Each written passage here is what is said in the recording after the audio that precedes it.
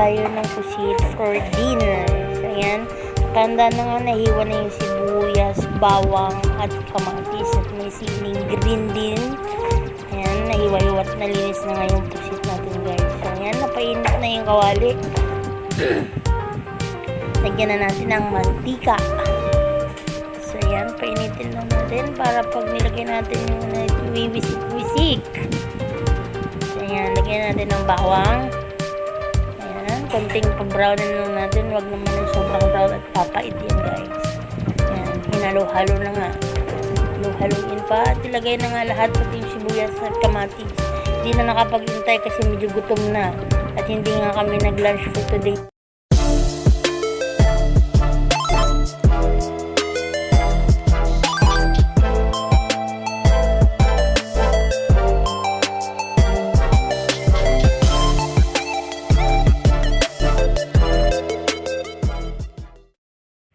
So, yan, nilagay na nga yung pusit, guys. Yan, hinalo-halo na. Nakakatakam na that time, guys. Ang sarap, parang ang sarap ng kumain. Gutom na talaga kami. So, yan. So, pinilakasan na nga namin yung apoy para, mabilis na kumulo at lumambot ang pusit natin, guys. So, ayan. Lagyan natin ng kapurat na paminta. Yan, at lagay na rin yung sili. So, yan. So, malapit na nga sa katotohanan yung pagluluto ng adobong pusit natin. Fresh from Pangasinan pa yan, guys. Napaka-fresh niyang bagong huli yan nung dinala sa amin. Yan, dinagdagan pa natin ng konting toyo para mas malasa pa. Ayan, haluin. Hinalo-halo na nga, hinalo-halo. Para manuot yung lasa sa lahat ng laman ng pusit. Ayan.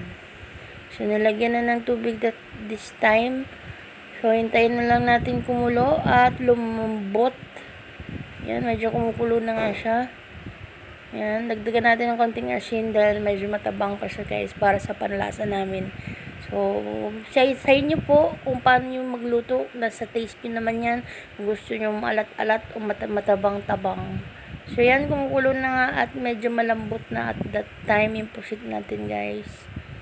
So, yan. So, that time, luto na, guys. So, ready na tayo para kumain for dinner. Thank you for watching. See you to the next vlog. Bye-bye.